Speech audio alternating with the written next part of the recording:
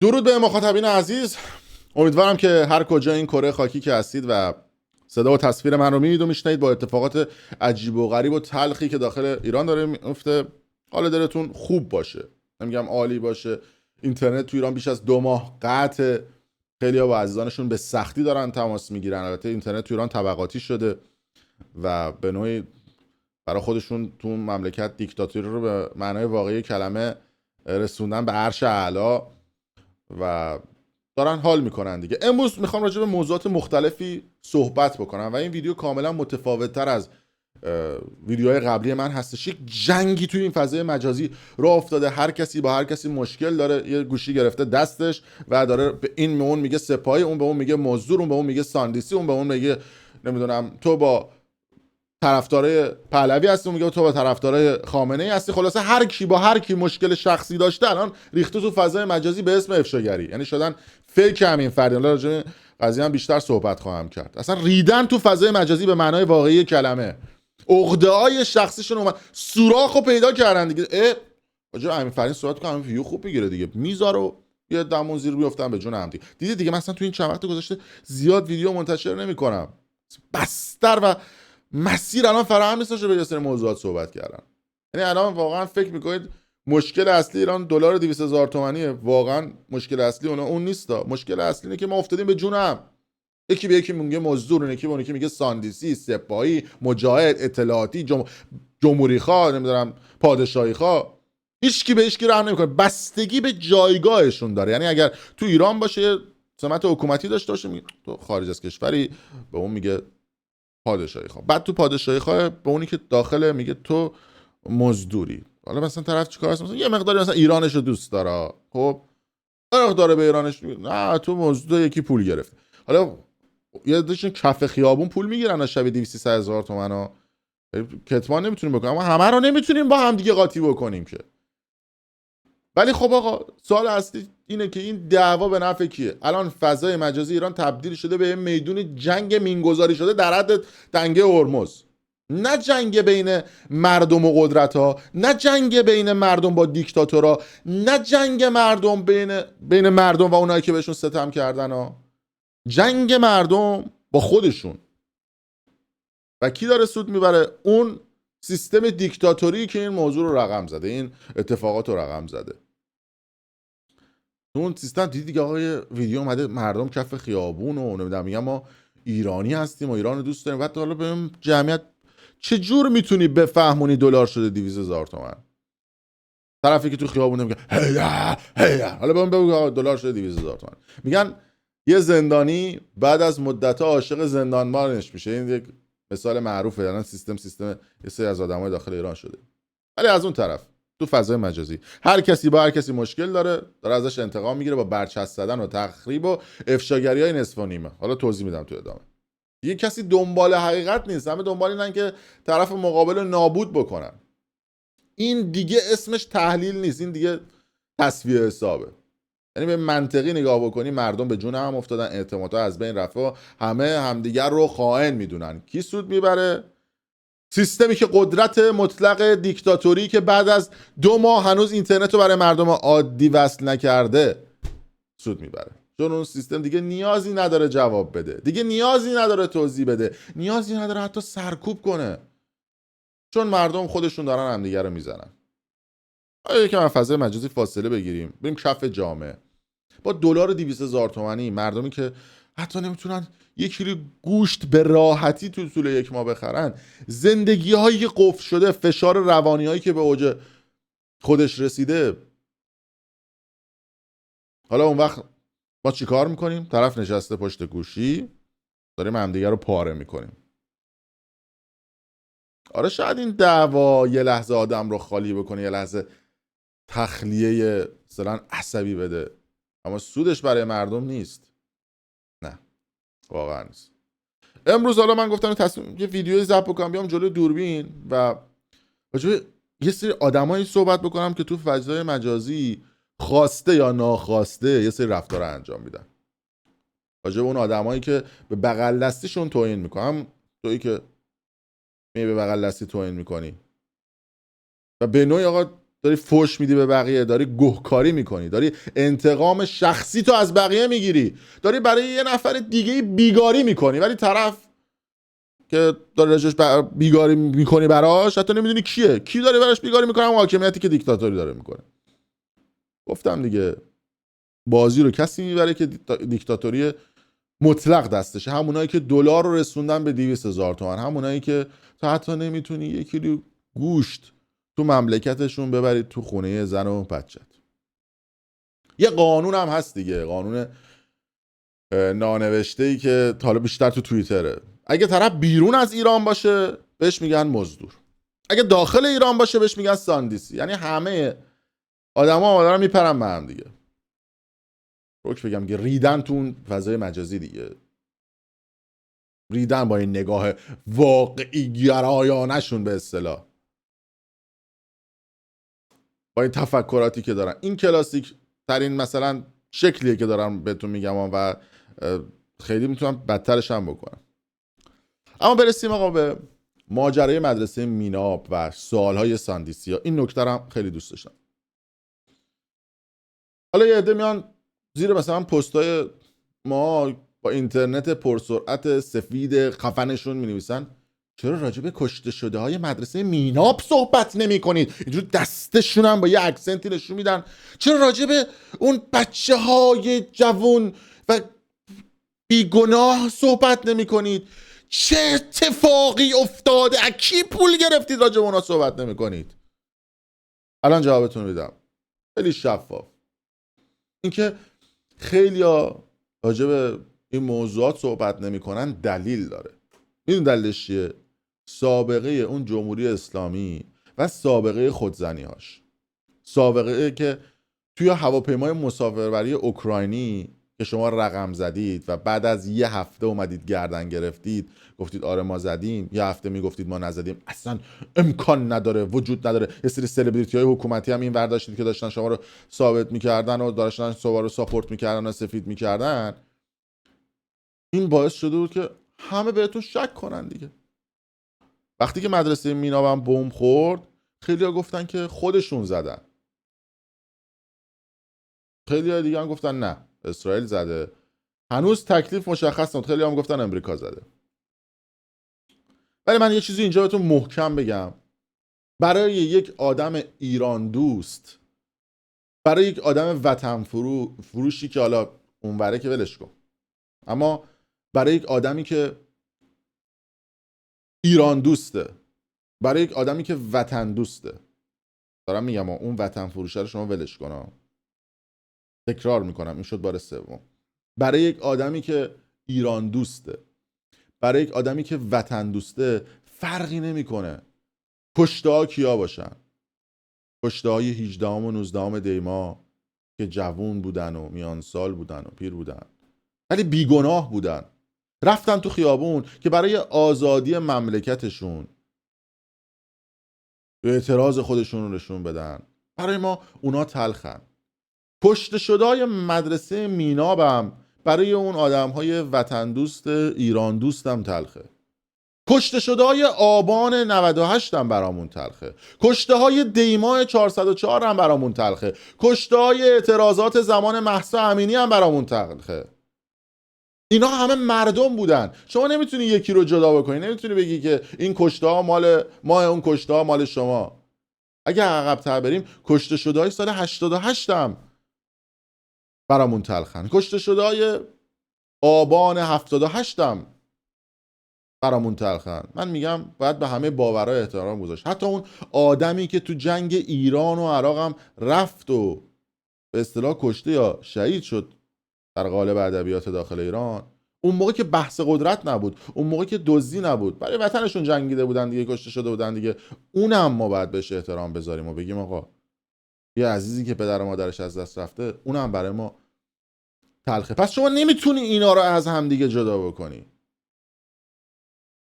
بگی که آره اون بیگناه بوده اون باگناه بوده. پس وطن فروش واقعی کیه؟ سوال اصلی اینه دیگه. میخوام راجع به وطن فروش صحبت بکنیم.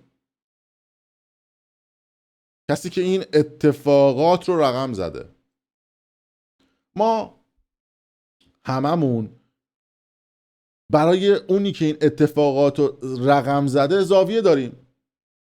یه چیزی بدم خیلی شفافتون بگم، چون این جمله وطن فروش انقدر زیاد مصرف شده که داره معنیشو از دست میده. وطن فروش اون کسیه که پول مملکت رو دزدیده. وطن فروش اون کسیه که دزدی میکنه، پول نفت مملکت رو برده. نه اون آدمی که تو خارج نشسته داره از حق مردم دفاع میکنه. نه اون آدمی که داخل ایران داره داد میزنه گرونی، بدبختی. اینها وطن فروش نیستن. این چیزیه که باید تو جامعه راجع به شفاف سازی بشه. به جای اینکه موبایل بگیری جلو دستت به این حمله کنی به اون حمله کنی، یه مقداری برای مردم شفاف سازی بکن. به جای اینکه اینو اونو پاره کنی، به این انگ وطن فروشی بزنی، به اون انگ مجاهد بزنی، به اون انگ سپاهی بزنی، به اون انگ اطلاعاتی بزنی، بیاین اطلاعاتو به مردم بده. ببین مثلا من یه ویدیو پخش کردم راجع به کیش و دیدم مردم لب ساحل با شلوارک و نمیدونم لباس دبستانی، این حرکتایی که نمیکنن دقیقاً تو اسپانیا من میدیدم این چیزا رو دیگه. بعد آره این ماجرای کیشو این گذاشته که عادی سازی بکنه. مردم میزدن و میرقصن. حتی این فیلم وایرال شده بود دیگه. حالا ما گذاشتیم چون من دلیل داشتم برای اینکه این فیلمو گذاشتم، چون می‌خواستم بیام توی همچین ویدیویی راجع بهش صحبت کنم. گفتم ببینید، بعد حالا اونایی هم که ندیدن ببینن که یکم تحلیل بکنیم. داریم میگم عادی سازی داریم میگم. آقا عادی سازی انه. یه چیزی بهتون بگم، تو برو کف جامعه ایران، نه برو توی مثلا رستورانای بالا شهر تهران ساعت 11 شب ببین چه خبر، اصلا جا نیست بری تو. ولی باید تضاد رو دید. تو اون جامعه با بالا رفتن قیمت یورو و دلار، پول داره پولدارتر داره میشه، فقیره داره فقیرتر میشه. این تضاد رو تو باید ببینی.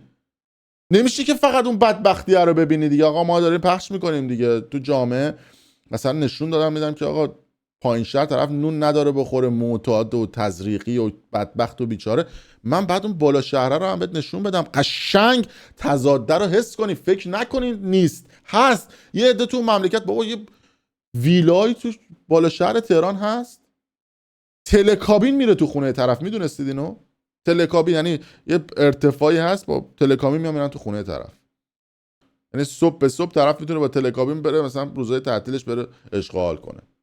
هست بابا. یه خونه‌ای تو اینستاگرام من میبینم یه استخری و اصلا قفل این خونه ها تو خارج از کشور شما بیا ببینی. بعد این تضاد رو ببینی که چجوری داره پولدارتر میشه. از کجا آورده این همچین خونه گرفته؟ البته نمیشه گفت همه چی خوبه و همه دارن میرقصن، نمیشه گفت که همه چی داغونه و همه چی زنده نیست. همه رو بعد هیچ کس زنده، همه چی باید گفت دیگه. هر دوش دروغه. واقعیت اون تضاد است. حالا برسیم به اون بحث انتقامجویی که حالا راجبش صحبت کردم دیگه، که باعث شده یه عده برای ما بشن افشاگر. یهو اخواب پریدن، همه شدن فیک فردین. کاری که مثلا من 10 سال پیش میکردم اینا تازه یادشون افتاده انجام بدن. ولی با چه زاویه‌ای؟ با زاویه انتقام خواهی. بعد چه اتفاقی میفته؟ حالا من بهتون بعدش هم بگم. میرن ازشون شکایت میکنن و نمیدونم طرف دهنشون رو سرویس میکنه، چون پایه اساسی که نداره دیگه. فکر میکنن که مثلا ما این کاری که داریم میکنیم رو کینه بوده قبلا این کار رو انجام دادیم، بدون سند مدرک داریم انجام میدیم. بعد اونا میگن حتما همین فرین کار که بعد نمیدونم بابا ما هر کاری میکنیم انقدر پشتش سنده. 10 سال پیش من شماره تلفن این سلبریتی ها رو پخش میکردم. گفتم مثلا چیکار میکردم، پخش کردن چجوری بود، ویدیوهاش تو همین یوتیوب هست. با یه مسئولی ما کار داشتیم، با یه سلبریتی یه زری زده بود، یه گوی خورده بود. من زنگ میزدم توی ویدیو بهش، جواب نمیداد. میگفتم آقا این شمارش، شما زنگ بزنید بهش. بعد الان طرف یاد گرفته یادداشت بکنید تلفن فلان سلبریتی 0912 تو توییتر پخش میکنه، تو همون ایکس. توی بابا الان دیگه 10 سال پیش نیست این کاری که من 10 سال پیش میگم. الان تو داریم، الان یه تکنیکی داره این آیفون بی سوادی دیگه، تق میزنه شماره ناآشنا رو بلاک میکنه. تق میزنه مثلا شماره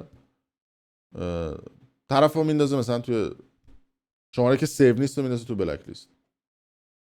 سودش چیه؟ سود نمیاد. اوه چه کار بزرگی. موقعی که من 10 سال پیش میرفتم راجع به سلبریتی ها افشاگری میکردم، میگفتم آقا اینا طرفدار حاکمیتن و حکومتن، یه عده با همین کیفیت اینجا پر وسیله است، اینجوری خودشونو پاره میکردن. آی آبروی مومن، آی آبروی مردم رو برد، آی فلان کرد. چی شد الان رسیدید به حرف ما که اینا حکومتی هن؟ چجور من حرف میزدم، من افشاگری میکردم، من بده بودم، من آبروی طرف رو میبردم، من خال زنک بودم، حالا شما دارید افشاگری میکنید شدید تحلیلگر مسائل سیاسی و فلان بیسان؟ نه عزیز من، دوراندیش نبودی، تحلیلگر نبودی، یه آدم سلبریتی بودی، مدم شده دیگه، الان برای خودت شدی تحلیلگر. ولی من افشاگری که از طرف میکردم زمان داشت، بیس داشت، دلیل داشت، چرا راجبش صحبت میکردم، چند تا تارگت رو داشتم میزدم. اولش این بود که آقا توی انتخابات سیاسی زمان روحانی که شما میری یه سلبریتی رو الگو میکنی، آقا خودتو پاره نکن، این سلبریتی پولش رو گرفته و برای منفعتش داره این کارو میکنه، گول اونو نخور. و افشاش هم میکردم، گفتم آقا اینو بوت نکن. جوونایی که عاشق بازیگری بودن بهشون میگفتم آقا اگه میخوای بری دفتر فلان تهیه کننده حواست باشه میذاره کونت اون تهیه کننده، بهت میگه آقا میبرم تو اون فلان 2 دست ترتیب تو میده، میگیره میکنتت، ولی تو فیلم بازیت نمیده. حواست باشه، خیلی رک، با همین شفافیت، با همین ادبیات حواست باشه. دستم هم اینطوری میکردم، میگفتم آقا صنعت پر رونق سینما ایران، نمیگفتم صنعت بکن، ولی همین بود. بعد الان طرف یادش افتاده که فلان سلبریتی طرفدار حاکمیت، هر کیو ما راجبش افشاگری کردیم بعدش گندش بالا اومد. آخرینش مهران مدیری بود که همین چند ماه پیش بود که من راجبش افشاگری کردم. یه عده اومدن تو به مهران مدیری نمیرسی راجب اون افشاگری میکنی، تو فلانی بیسانی، همون آدمایی که ما بهشون میگیم ارزشی. بعد چی شد؟ مهران مدیری اومد پشت تو بگیره بگه دلار 200,000 تومنه؟ مهران مدیری اومد راجب کشتای دیماه صحبت بکنه؟ نه، منفعت این آدم، همون آدمی که اومد گفت یک فریم از ویدیوی من در صدا و سیما پخش نشه، همین الان داره فیلم و سریالش تو صدا و سیما ایران پخش میشه چون منفعتش تو این قضیه است. حالا یه عده از آدمایی که داخل ایران حرفا رو میزنن میگه آقا اون یارو خایه نداره داخل ایرانه، یه عده خارج از کشورن راجع به اونم صحبت میکنیم.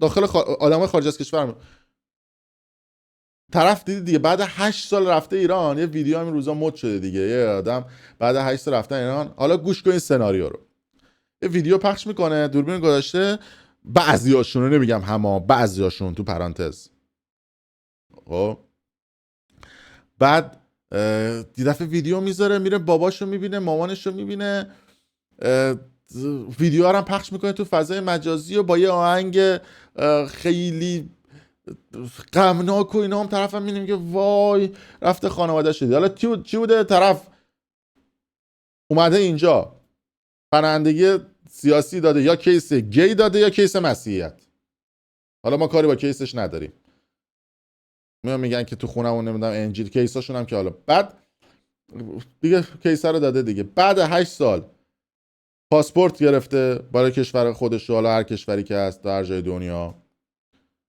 بلند شده رفته ایران، یه ویدیو گذاشته بعد 8 سال رفته. چرا بعد 8 سال رفتی ایران؟ حالا بعد تو سوالش چرا بعد 8؟ چون بعد 8 سال میتونسته پاسپورت پناهندگی بگیره.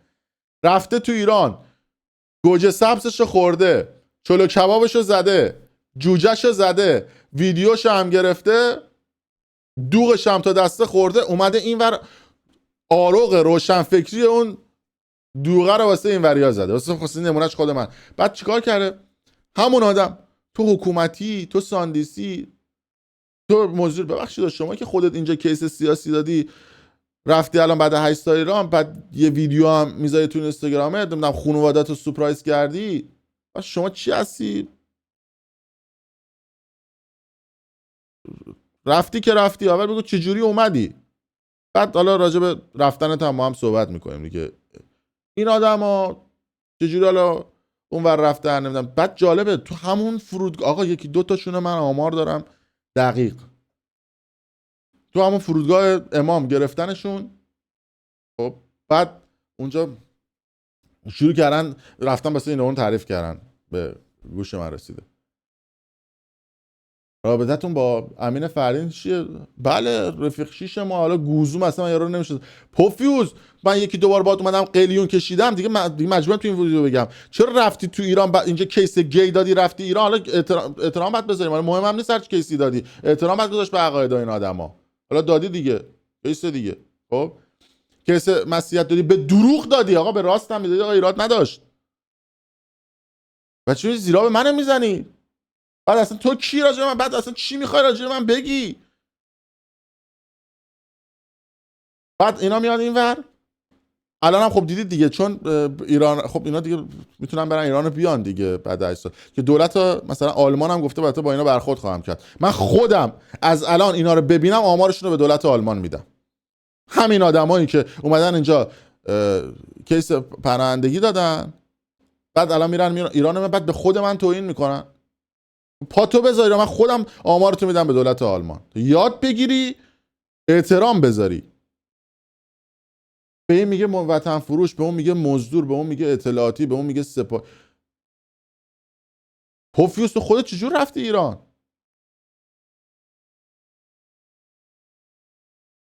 عجبو. خوب شد این فرصت پیش اومد راجع به این چیزا صحبت بکنم دیگه. ببین دنیا زیاد که با ما ایرانی حال نمیکنه که، مثلا دنیا با ما مشکل داره. ببین جنگ شد تو اوکراین، درهای اروپا براشون باز شد، امکانات بهشون دادن، اقامت 1 سال 2 ساله بهشون دادن، درجا اومدن اینجا بهشون خونه دادن، امکانات دادن دیگه. به حال اروپا دیگه. جنگ شد تو فلسطین، دروازه رو براشون باز کردن، اینترنت قطع شد، کل دنیا براشون هشتگ زد. جنگ شد تو ایران، تحریممون کردن. حتی خب چیز بود دیگه، جنگ با دیکتاتور بود دیگه. تحریم ها رو روی دانشجو اعمال کردن.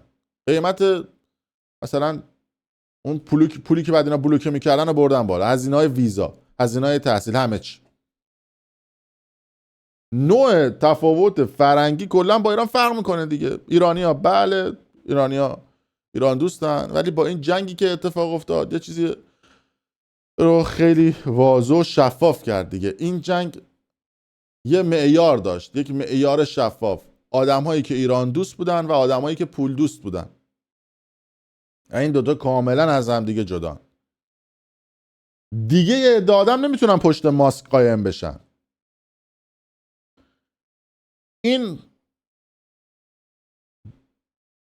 اتفاقاتی که داریم همه با هم میریم جلو و این بازیایی که ما داریم با هم دیگه میکنیم فقط یه برنده داشت. اون برندم شما نیستی، منم نیستم. اون برنده اون آدمیه که نشسته رو صندلی قدرت و داره به ریش هممون میخنده. تا وقتی که شما به من میگی مزدور، من به تو میگم ساندیسی، اون آدم داره دلار رو میرسونه به 300,000 تومان. تا وقتی که شما داری زیر پست من فوش میدی، بچهای مردم تو خیابون دارن کشته میشن، تا وقتی ما داریم سر مرده هامون دعوا میکنیم که این کشته منه اون کشته توه، اونایی که این کشته ها رو ساختن نشستن دارن چایی میخورن. من خودم یه آدمیم که ایران دوستم، از دزدی متنفرم، از دروغ متنفرم، از کشته شدن جوانهای مملکتم متنفرم و قلبم میشکنه، میترکه از اینکه یه عده با کیس پناهندگی برن خارج، بعد بیان رو منبر بشینن و به من توهین بکنن، واسه من تعیین تکلیف بکنن. اگر به واقعیت باشه هیچ اشکالی نداره، ولی اگر به دروغ باشه متنفرم.